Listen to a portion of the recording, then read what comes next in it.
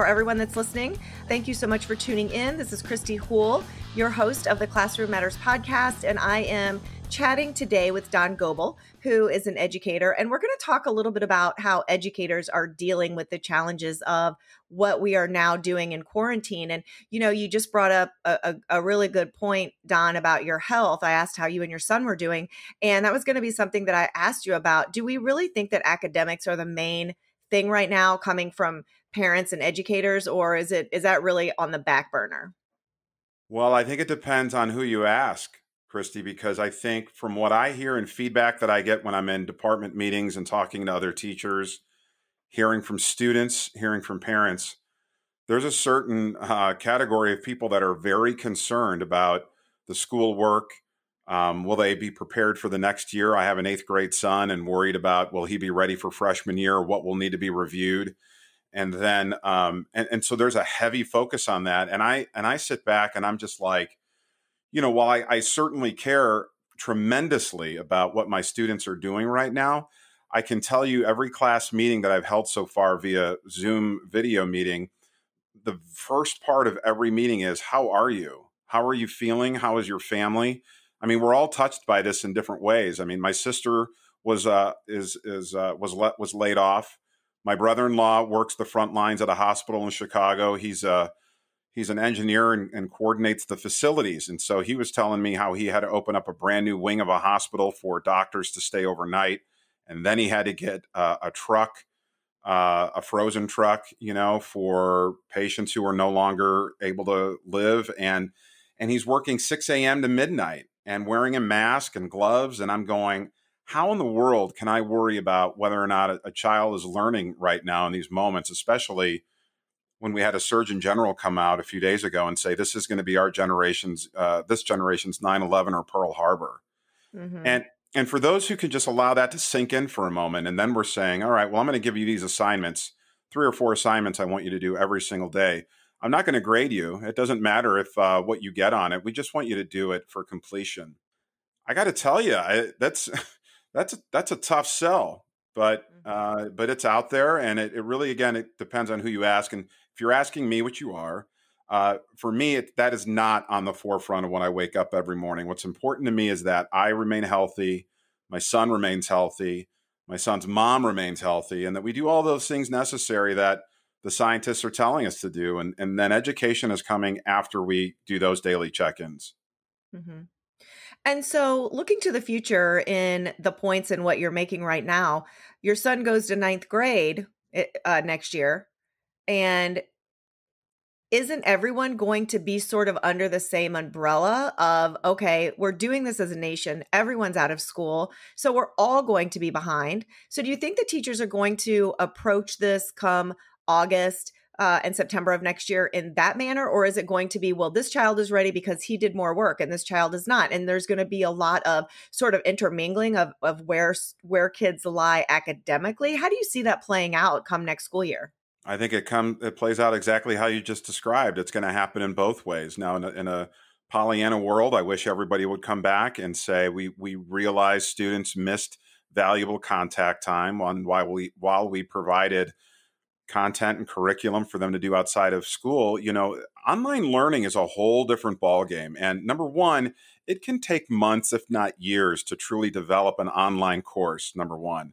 Number two, to be adequately prepared to take one online course. And for some of us, I took some online courses.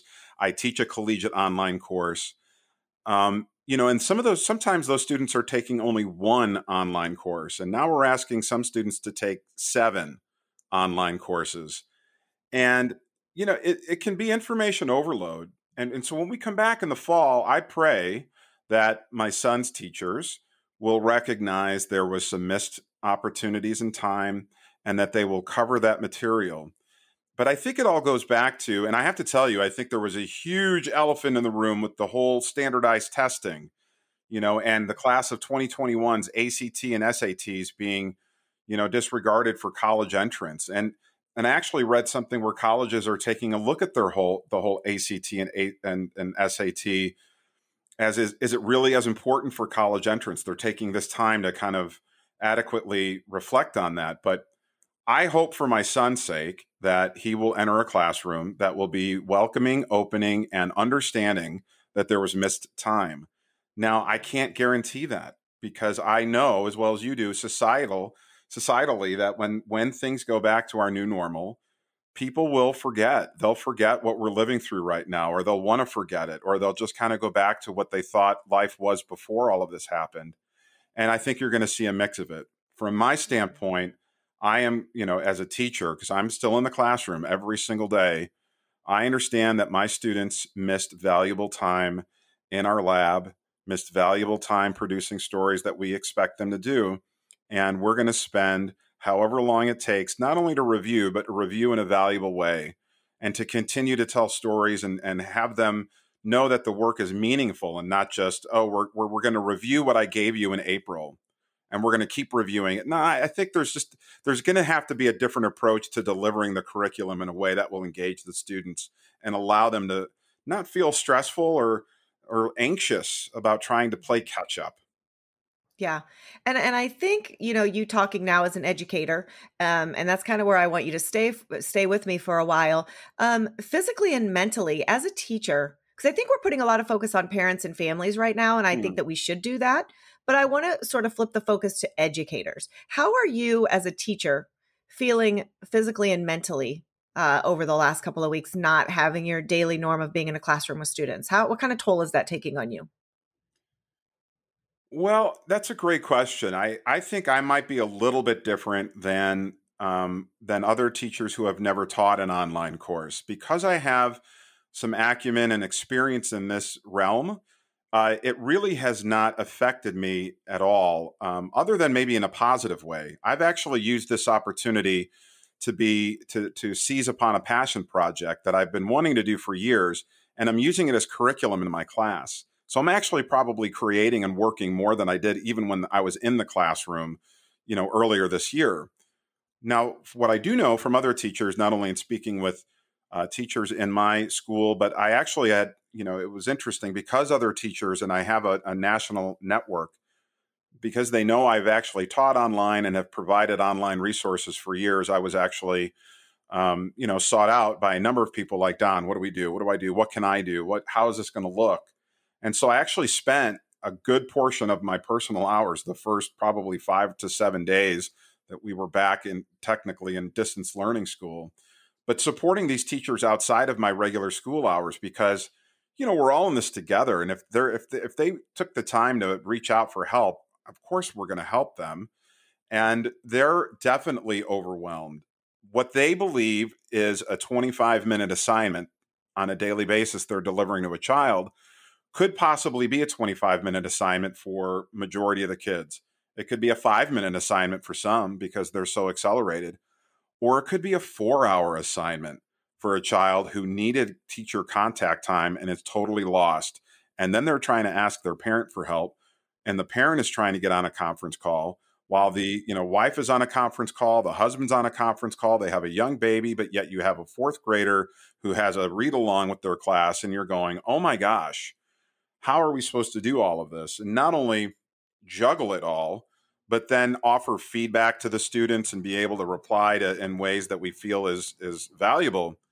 And so I can tell you a lot of teachers are very overwhelmed by that, and not surprisingly, because as I mentioned earlier, it takes a long time to develop what should be an appropriate online course, mostly for collegiate level students. And again, when they do it, it's for one course.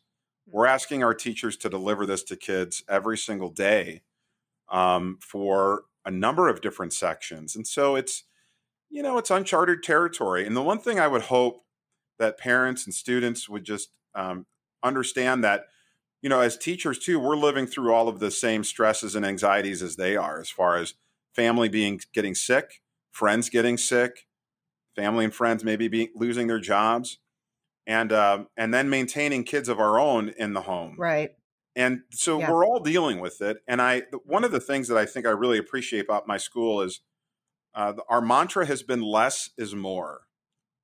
And by that I mean, take the well-being of the child first, and then deliver less content, but maybe allow for a little deeper learning by having conversations and feedback into the essential skills that we really need them to know moving into the next grade level that they are. But Mhm. yet, I think too many teachers didn't know really or don't know how this works. And so they're trying to recreate the daily live classroom to online. And that simply just doesn't work. And we're all Yeah. fumbling through it together. And I think, I, if we're out the rest of the year, we'll see what the state of Missouri decides to do. But a lot of these states are out for the rest of the year. And Mhm. that also will change and dictate, I think, our mindset of the type of skills and lessons we should be teaching. And I also think it may relax a little bit of the anxiety of the teachers to feel like they need to cram in a certain amount of work because we're going to return to school on April 23rd. I just don't think that's the reality.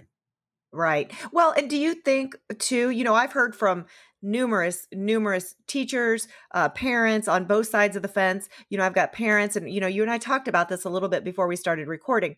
I have parent friends that are calling and texting and saying, "Why do they keep sending all this work? They're sending too much work. We can't get it done. We're overwhelmed. We wish they would quit sending it. We don't know what to do." But then I have teacher friends who are also calling and texting and saying, "I'm not sure if I'm sending enough. I don't know what my role is." And so, I don't think that I can stress enough as a, a, a former educator, teacher, administrator, and now a homeschool parent.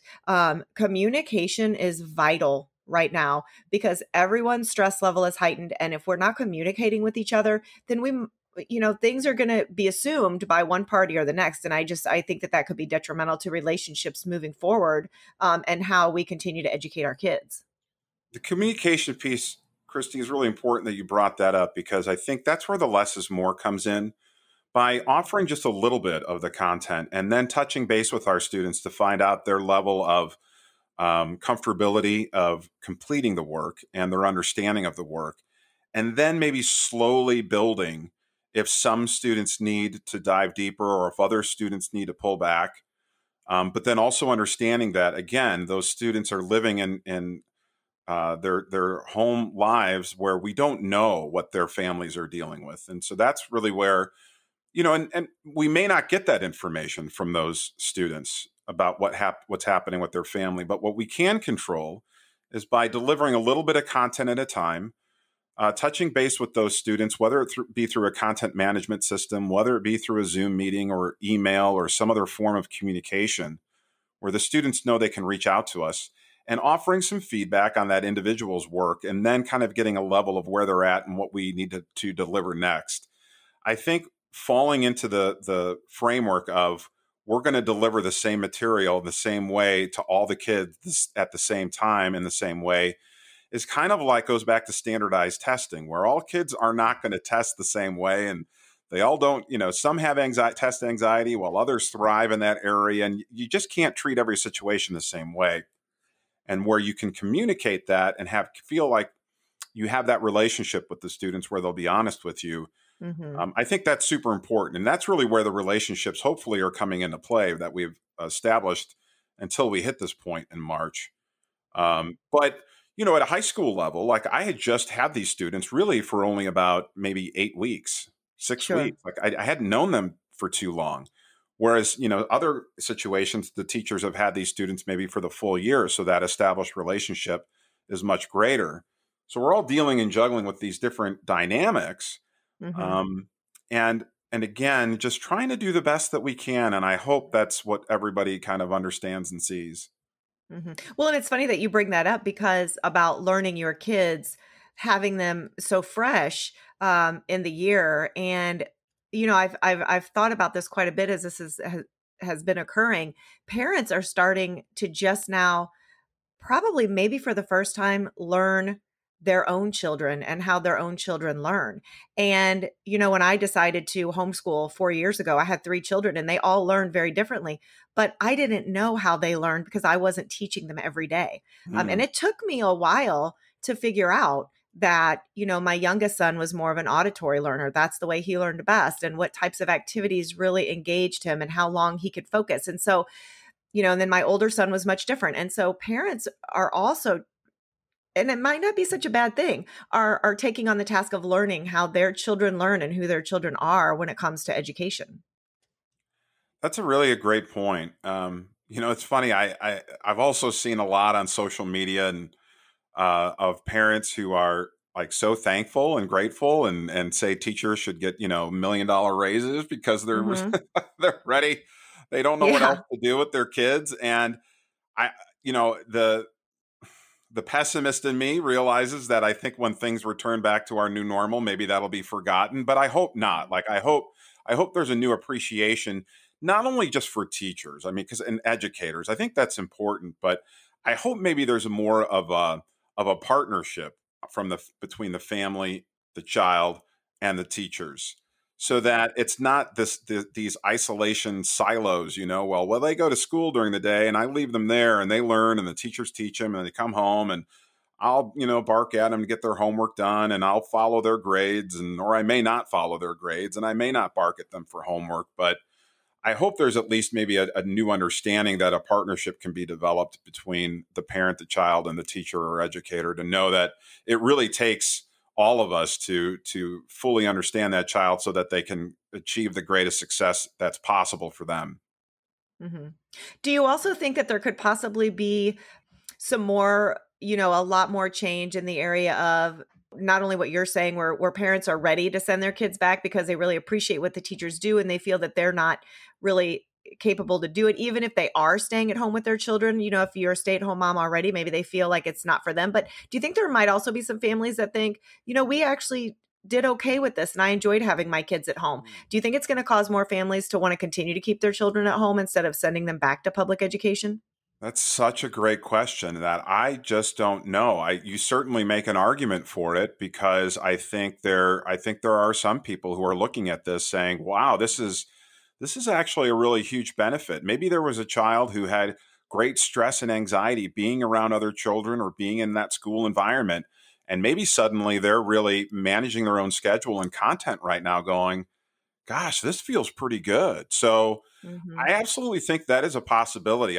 We don't know for sure, obviously, because we've never lived through something like this. But I absolutely do believe that anytime there's a huge crisis or a huge shift in one way or another, that there are either unintended consequences or positive consequences that will result.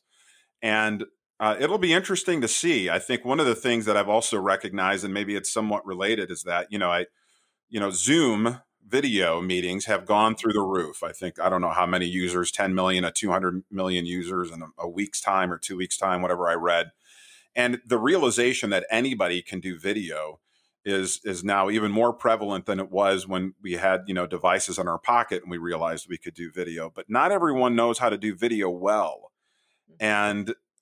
And so I think that could come across too. Like, well, all of our students now can learn from home, and maybe there are some things we could actually start incorporating. There's this blended learning of being in school, but also doing some learning outside of school, having kind of more of a blended approach. Maybe there's a way to do that. Kind of goes back to what I mentioned earlier with colleges, kind of reflecting on, do we really want to use SAT and ACT testing scores as the main barometer of admitting a student into our university? Maybe they Mhm. still will, maybe they won't, but that would not have occurred had they had to cancel the tests for this year because they couldn't possibly do them in person. So it'll be interesting to see how education develops moving forward, now knowing and having some experience with doing this uh, great experiment of online learning. Yeah. And like you said, I think that we're tackling a lot of the issues that we possibly didn't know existed prior to this with the digital divide. And I'm sure that may or may not be something that you as an educator are dealing with right now. Since everything is online, we're realizing which kiddos have the capability to do that and which don't. I'm sure a lot of kids are in homes right now where parents need the computers and laptops because they're at home working as well. So, have you seen any big challenges with that with the digital divide? Huge challenges, huge. I mean, look at it this way, especially, and I was actually reading something online about this with some of the rural schools. So there was I think it was a girl in Indiana who was actually interviewed for an Indianapolis publication. And she was talking about how she has to share one computer with four siblings and her two parents, and the internet is spotty where they live. Mhm. So now try accomplishing work doing all of that. On the flip side, you have different parts where I even have one student, their family, there's only one phone in the family. It's the mother is the only one who has a cell phone. And there's, for me, like I asked my students, well, what kind of camera do you have? Maybe to record something, do a podcast, record some video shots, which we can't do in school. And so she can't do that. So instead, I'm having to supply her with some videos that she can edit on her computer. So I think there's some ways that you can get around that. But I definitely think, and then the other side of that is you have schools who are providing iPads for homes. My son was able to bring his Chromebook home, which normally stayed at school, but they asked Mhm. us to have them bring the Chromebook home when all of this started breaking right before our spring break on March 12th. And so that was helpful because now every student had the same device and teachers couldn't, technology directors and administrators could manage that. But then there were Wi-Fi issues, and so do you get them hotspots? Do you only? I mean, there are certainly huge issues because, again, depending upon where you live, what the school district is providing, can they provide a device? Can every home have internet service? Is that internet service reliable? Who are they sharing it with? I was speaking to some friends the other day. The mom and the dad both had a conference call at the same time. Now they both had devices, but then their young child had a read along at 10 o'clock, and the iPad decided not to work. And so, in the middle of the conference call, the child walks in and says, "Mommy, the iPad's not working." And so she had to be like, hold on a second, and then had to back out of that work meeting because she felt like the child's work was more important, and then had to follow back up with her business. And so now, if we know all of that, now the only reason I know that is because they're friends of mine, but not every teacher knows that that's what's happening for every child. I mean, there's just so many layers of what's happening and the problems. And then you look at some of the poorer communities who are just even worried about maybe getting a meal, much less Sure. having a Chromebook to turn in an assignment on Google Drive. It's just Mhm.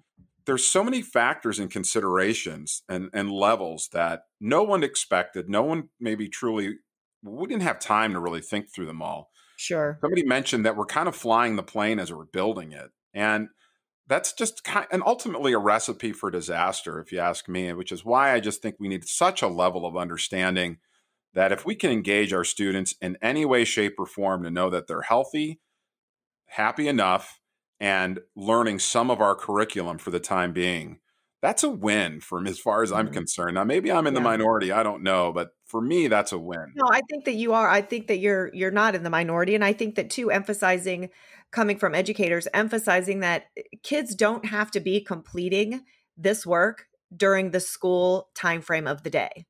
And I think that parents sometimes get tunnel vision, kids get tunnel vision because we're so used to being on that schedule. We're used to being on the, 9 to 3 schedule if you're elementary and, 7:30 to 2 schedule or whatever your school schedule may be if you're high school and whatever it is for middle school. And so, I think that just that communication piece too to say, it doesn't have to be done unless, obviously you're talking about you have to join a Zoom class for a 10 o'clock read along. Your kiddo wants to do that. You have to try to make that happen. But if they're just doing online work, it can be done in the evenings. It can be done on the weekends. And I think those are things that we have to continue to communicate to parents and families that it's okay if you don't get it done between 9 o'clock and 3 o'clock, Monday through Friday. It's okay.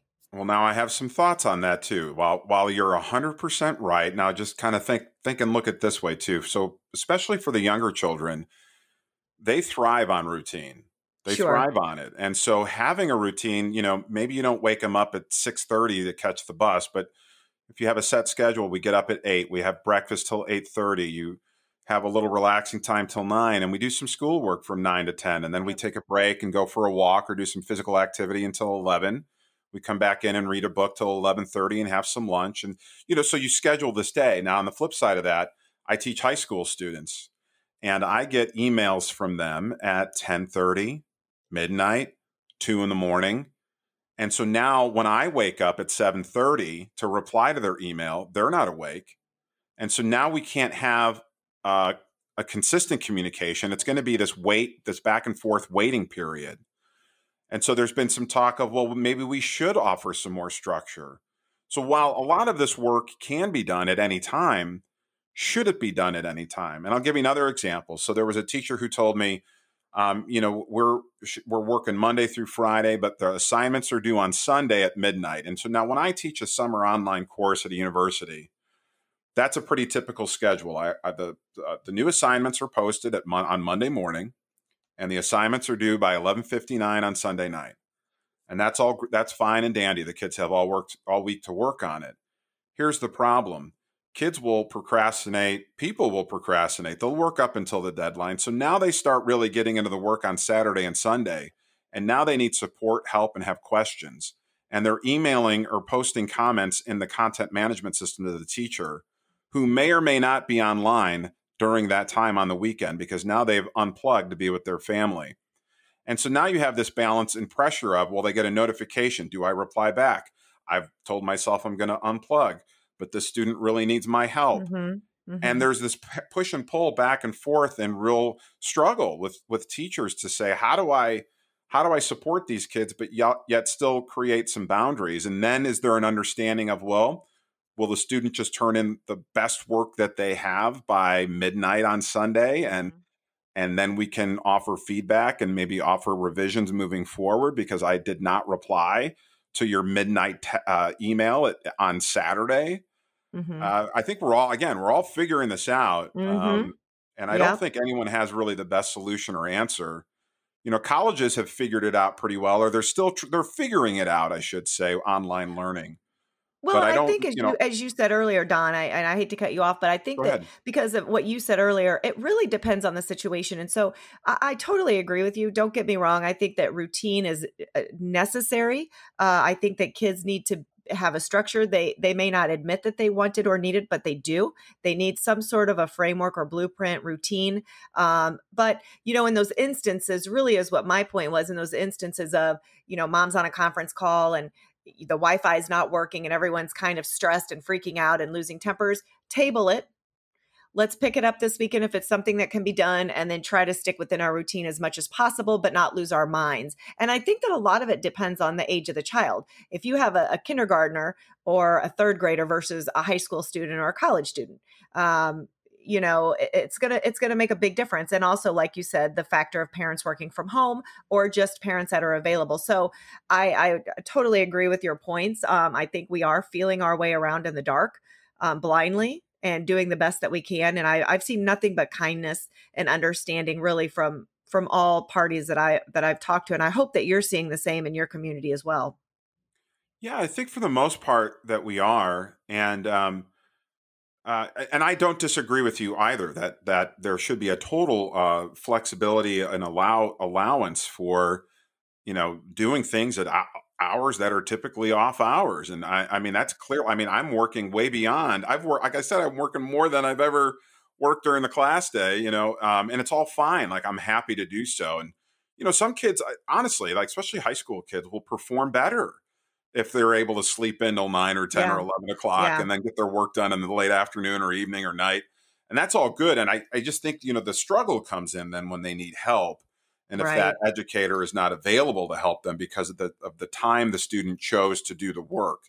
And so that's where that level of accountability and or just maybe acceptance from the student, like, well, I'm going to post my question and know I may not get an answer for a few hours, and Mm-hmm. I have to be okay with that. But there are some students Yeah. feeling that pressure, like, I need an answer now. I need an answer now. And that's kind of been ingrained in them. And so again, it's a whole new learning pattern. But for the most part, I think, there definitely is, there is a lot of kindness, again, because I think people are kind of seeing themselves in new light and putting teachers in a different category of, wow, we didn't really realize everything that they were required to do.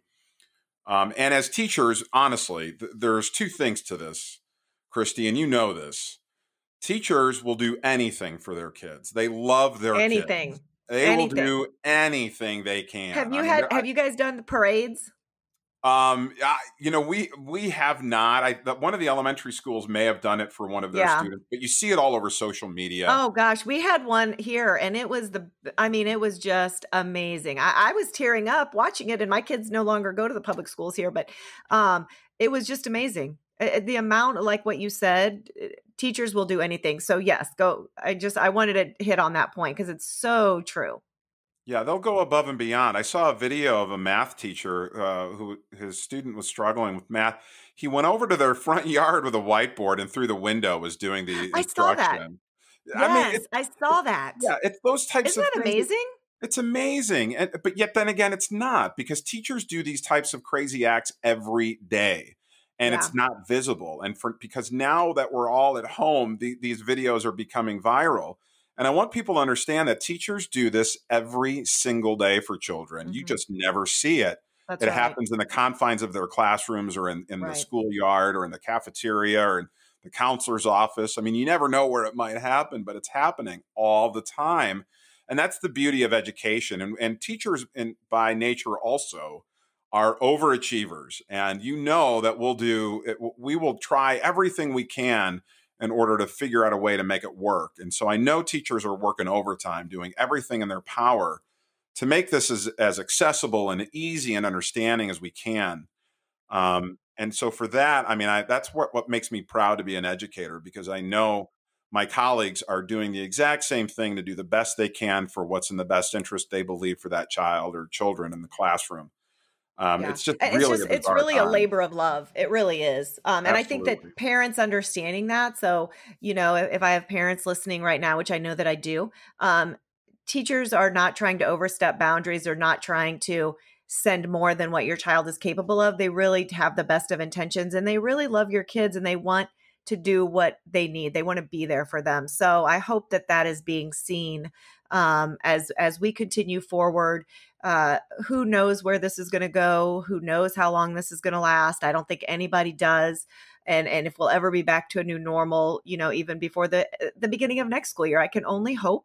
But Dawn, thank you so much for being here with me today, spending time. I know you're at your home, I'm at my home, so everyone's kind of doing everything remotely. But I truly appreciate your insight and you taking the time to be here with me today. I'm always happy to join you, and you're a delight to talk to. And I hope some of the things we discussed today resonates with those that are listening. And always reach out with questions, or if you want to communicate, I'm always available. All right, Dawn, thank you so much. And this is Christy Houle signing off for this episode of Classroom Matters.